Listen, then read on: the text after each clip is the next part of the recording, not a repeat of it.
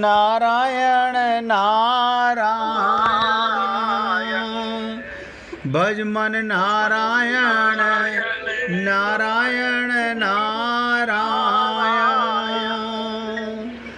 भज मन नारायण नारायण नारायण श्रीमन नारायण नारायण नारायण श्रीमन नारायण नारायण नारायण भज मन नारायण नारायण नारायण भज मन नारायण नारायण नारायण श्रीमन नारायण नारायण नारायण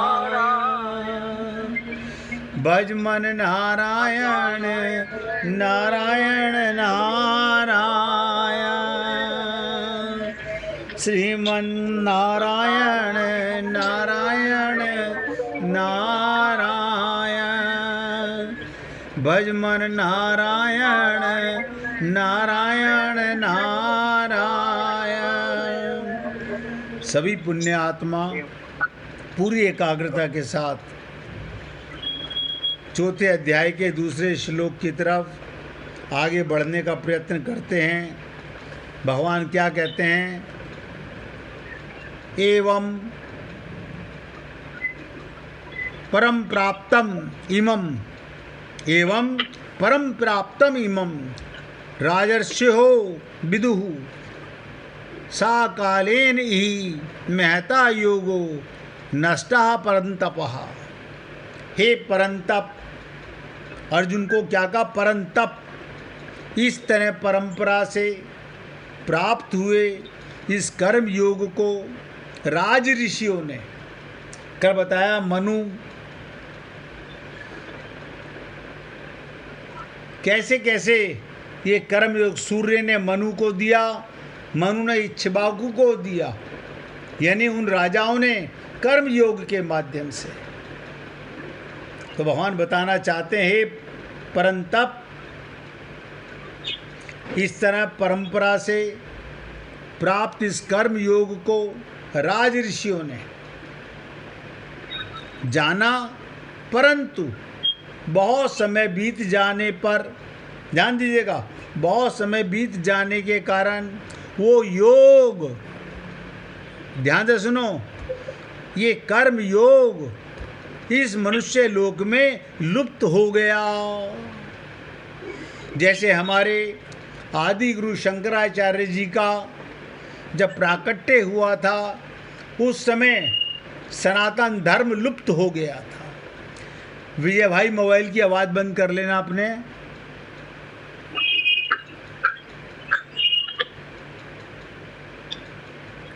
विजय वर्गीय भैया हाँ कर लिया ना, ठीक है भैया। तो कहने का तात्पर्य, जैसे जैसे समय गुजरता गया व्यक्ति कर्म तो करने लगा, कर्म योग भूल गया। जैसे आप और हम लोग व्रत तो करने लगे, उपवास बंद कर गए। व्रत का मतलब क्या होता था? संकल्प करना, शपथ लेना, वो भूल गए हम लोग। उप माने करीब, बास माने रहना। खाली भूखे रहना उपवास है। असली उपवास का अर्थ जानना ही समझना ही भूल गए। बस बताने लगे आज हमारा उपवास है पूर्णमासी का, आज हमारा सोमवार का उपवास है। ये बताने की चीज है, ये तो प्रेम है। आपको याद नहीं रहना चाहिए उस प्रीतम के प्यार में मैं ऐसा डूबा कि सुबह से शाम हो गई मुझे भूख ही नहीं लगी। ये उपवास है आपका। कोई सारे संसार में ऐसे ही, ये जो मैंने बताया सूर्य नारायण को कर्म योग सिखाया भगवान ने, उनसे मनु को, मनु से इक्ष्वाकु राम के वंशजों को प्राप्त हुआ। लेकिन धीरे धीरे भगवान श्री कृष्ण बताना चाहते हैं, समय बीत जाने के कारण वो योग, कर्म योग, मनुष्य लोक में लुप्त हो गया। अब ध्यान से सुनिएगा। सूर्य, मनु, इक्ष्वाकु आदि राजाओं ने कर्म योग को भली भांति जानकर उसका स्वयं भी आचरण किया, अपने प्रजा से भी करवाया। जैसा राजा वैसी प्रजा। जिस प्रकार राज ऋषियों ने इस कर्म योग की परंपरा चली, ये राजाओं क्षत्रियों की खास निजी विद्या थी, कर्म योग।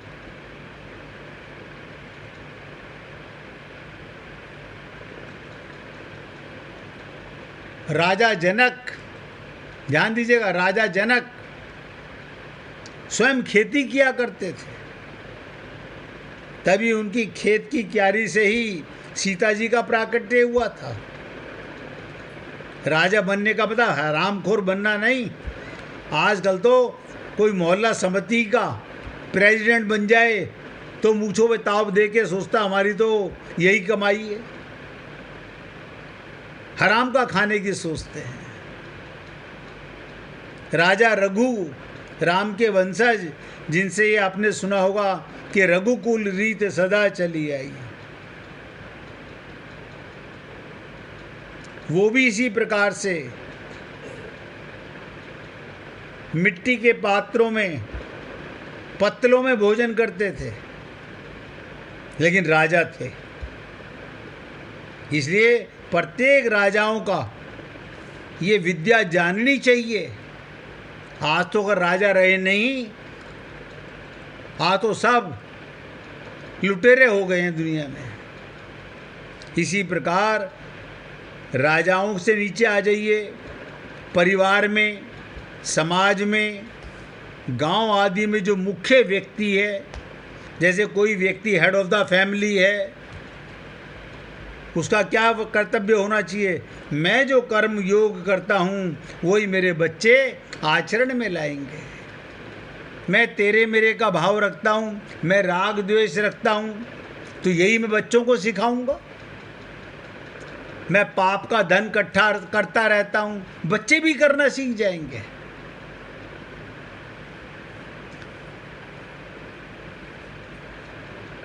इस प्रकार परिवार में, समाज में, गांव में जो मुख्य व्यक्ति है, उन्हें भी ये विद्या अवश्य करनी चाहिए। प्राचीन काल में कर्म योग की जानने वाले राजा लोगों ने राज्य भोगों में आसक्त हुए बिना, ध्यान दीजिएगा, भोगों में आसक्त हुए बिना सुचारू रूप से राज्य का संचालन करते थे। प्रजा के हित में उनका स्वाभाविक प्रवृत्ति रहती थी। सूर्यवंशी राजाओं के विषय में महाकवि कालिदास लिखते भी हैं।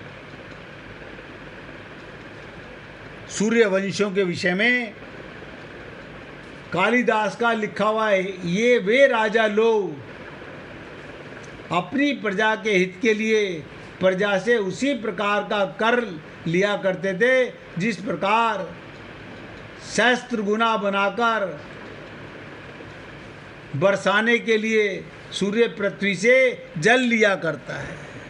आप देखिएगा, सूर्य जल खींचता है, भाप बनकर के ऊपर जाता है, उसे शुद्ध करके वापस पृथ्वी पर जल बरसा देता है। राजा लोग ये थे। आज तो सब ठग इकट्ठे हो गए हैं। अंधा बाटे रेवड़ी फिर अपने को दे। अब वो ये समझते हैं बस यही जीवन है, कल का पता नहीं है कि कल आएगा कि नहीं आएगा, कल का पता नहीं है।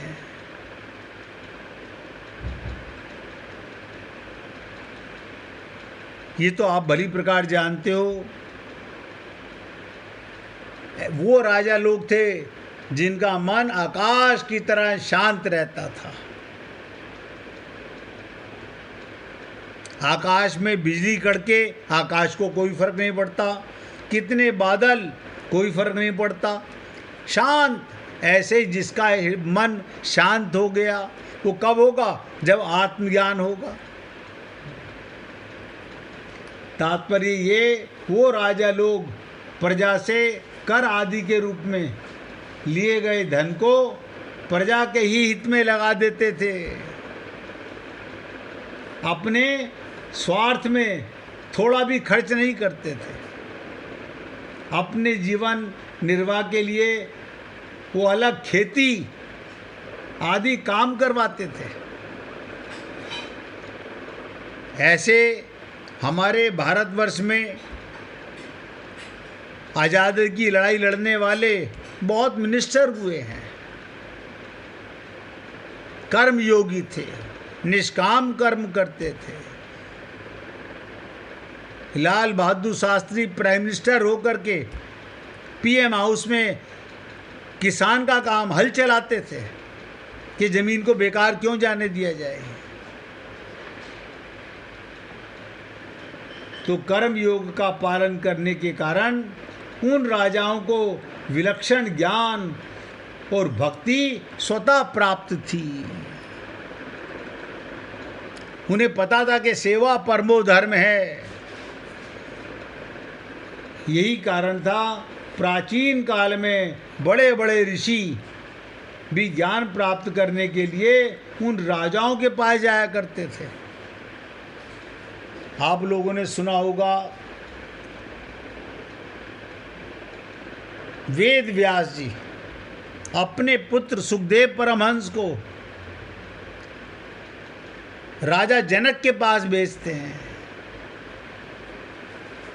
राजा जनक के पास, सोचिएगा, यानी बड़े बड़े ऋषि मुनि भी अपनी संतानों को भेज देते थे। और जैसे मैंने बताया आपको, सुखदेव वेद व्यास जी के पुत्र सुखदेव जी भी ज्ञान प्राप्ति के लिए राज ऋषि जनक के पास गए थे।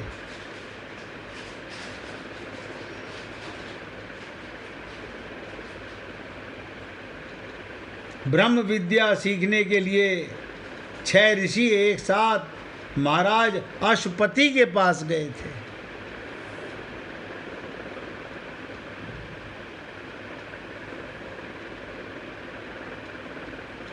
जब वो 6 ऋषि अशुपति के पास गए तो उन्होंने क्या कहा, मेरे राज्य में ना तो कोई चोर है, आज राजा ही चोर हैं। क्या कहा अशुपति ने, मेरे राज्य में ना तो कोई चोर है, ना कोई कृपण है, ना कोई मदिरा पीने वाला है, ना कोई अनित अग्निहोत्र ना करने वाला है, ना कोई अविद्वान है, ना कोई दूसरे के धन को हड़पने वाला है।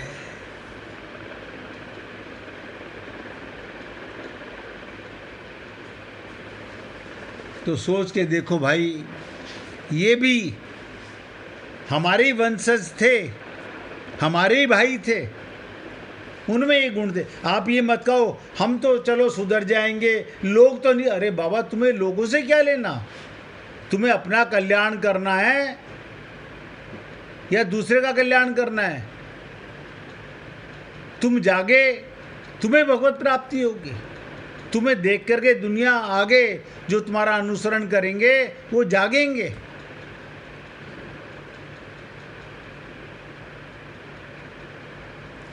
जब हम तीसरे अध्याय की चर्चा कर रहे थे, उसके 20वें श्लोक में जनक आदि राजाओं और यहाँ सूर्य, मनु, इक्ष्वाकु आदि राजाओं का कर्म योग बताकर भगवान अर्जुन को मानो ये लक्ष्य कराते हैं कि गृहस्थ और क्षत्रिय होने के नाते तुम्हें अपने पूर्वजों वंश परंपरा के अनुसार कर्म योग का पालन अवश्य करना चाहिए। कर्म तो सभी करते हैं, ध्यान दीजिएगा।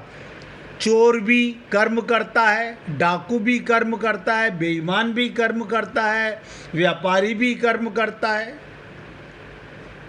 कर्म तो आप और हम लोग, घर की सारी स्त्रियां कर्म करती हैं, ऐसा कोई व्यक्ति है ही नहीं संसार में जो मनुष्य शरीर में आके कर्म ना करे। बस अंतर है, कर्म योग नहीं करता।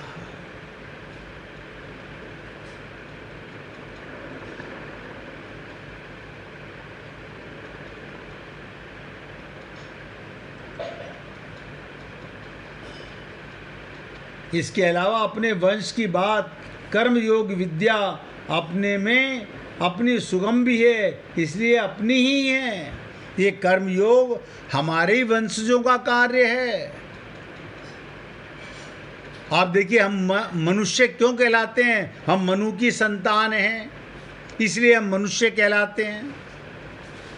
लेकिन हम भूल गए, अपने उद्देश्य को भूल गए। अब भटक रहे हैं संसार में, स्वार्थ के बस, सकाम भाव के बस, ममता मोह आसक्ति के बस। और इसी में देखो क्या कमाल की चीज़ है, इसी में सब पूजा कर रहे हैं, इसी में मंदिर जा रहे हैं, इसी में पाठ हो रहा है, ममता भी हो रही है और पाठ भी हो रहा है, पूजा भी हो रही है। अब हम अपने आप ही अपना मन सेटिस्फाई कर लेते, आज हमने पूजा कर ली, मजा आ गया। ये तो जिसकी पूजा की है उसको मालूम पड़ेगा, वो प्रसन्न होना चाहिए। भगवान प्रसन्न हो तब समझिएगा आपकी पूजा सफल है। आज तो ठग ठग को ठग रहा है।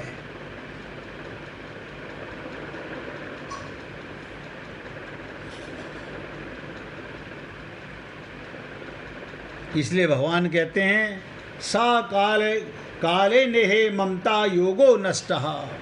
परमात्मा नित्य है, नित्य। देखिएगा, आधी रात को आप जाग जाओ, आपका शरीर जागा है, आप तो जागे हुए ही थे।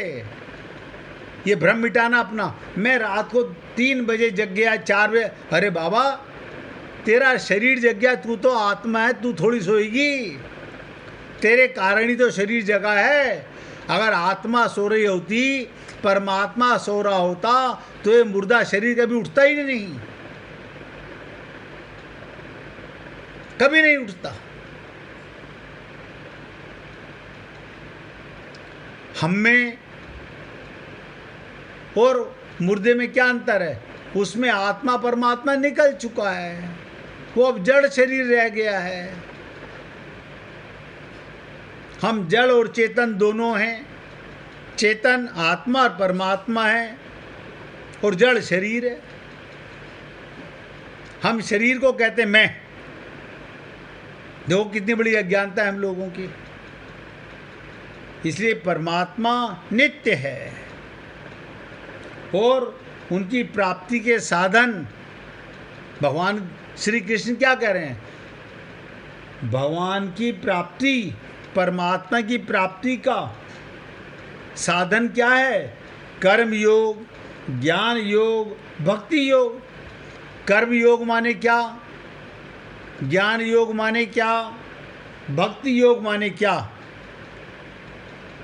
कई बार निवेदन किया गया, कोई भक्त बताना कोशिश करेगा? देखो, कर्मयोग पर तो चर्चा ही चल रही है, पूरा 3रा अध्याय कर्मयोग पर था, और कई बार आपको बताया गया। अब 3 ही सूत्र हैं गीता के। बोलिए राजकुमार जी। कर्म योग जो है, जो कर्म भगवान के निमित्त किया जाए वो कर्म योग है। बहुत सुंदर। और ज्ञान योग? ज्ञान योग भी है, जो बताया, जो ज्ञान को भगवान के उस पर समर्पण कर दे, भगवान के लिए करे, वो ज्ञान योग है। अच्छा। ऐसे ही भक्ति योग है, भगवान के लिए जो भक्ति करे वो भक्ति योग है। करे कौन? करेगा कौन? हमारा हम करे। हम कौन? मैं, जो आत्मा है वो करेगी, शरीर से करवाएगी। वही मैं बोल रहा हूँ। शरीर से जितने भी काम शरीर से करने हैं, लेकिन सारे निमित्त है भगवान के। इसे कहते हैं भगवान की नियत। आपने बहुत अच्छा प्रयत्न किया, बहुत कुछ समझा, अच्छी बात है। अब सुन लीजिएगा, कर्म योग माने मैं आत्मा हूँ, मुझे मिला शरीर है, मुझे मिला संसार का सामान है, इसको मुझे संसार की सेवा में लगाना है, ये कर्म योग हो गया। मुझे आत्मज्ञान हो गया, आत्मज्ञान हो गया, मुझे ये पता चल गया शरीर मेरा नहीं है, संसार मेरा नहीं है, मेरे तो गिरधर गोपाल, मैं आत्मा हूँ और परमात्मा मेरा है, ये ज्ञान है। और भक्ति, जैसे मीरा ने कहा, मेरे तो गिरधर गोपाल दूसरों ना कोई, दूसरों ना कोई। अब देखिए, आप किसी से भी प्रेम करते हो, परिवार में पति से, पत्नी से, बेटे से, बेटी से, पोते से, पोती से, किससे करते हो? अगर उसमें भगवान का, बिना आत्मा, बिना परमात्मा के प्रेम करोगे तो नश्वर प्रेम है, वो जड़ प्रेम है। जैसे हम धन से प्रेम करते हैं, जैसे मकान से प्रेम करते हैं, माया से प्रेम करते हैं। बस मुश्किल क्या है, हमारा प्रेम स्वार्थ का प्रेम है, शरीर का संबंध मान के करते हैं। यही प्रेम परमात्मा का संबंध मान के करो, इसमें भी परमात्मा है, मैं इससे प्रेम कर रहा हूं, ये परमात्मा से प्रेम हो रहा है। वही प्रेम परमात्मा का प्रेम है। कब? जब उसमें परमात्मा का पुट हो, पक्का विश्वास हो, मेरे प्रेमी में, मेरी प्रेमिका में परमात्मा है, अब मैं उससे प्रेम कर रहा हूं। अन्यथा रिश्ते नातों में ये प्रेम नहीं, ये स्वार्थ होता है। 1 मिनट भगवान का कीर्तन करो, फिर आगे चलेंगे। हरे कृष्ण कृष्ण कृष्ण कृष्ण हरे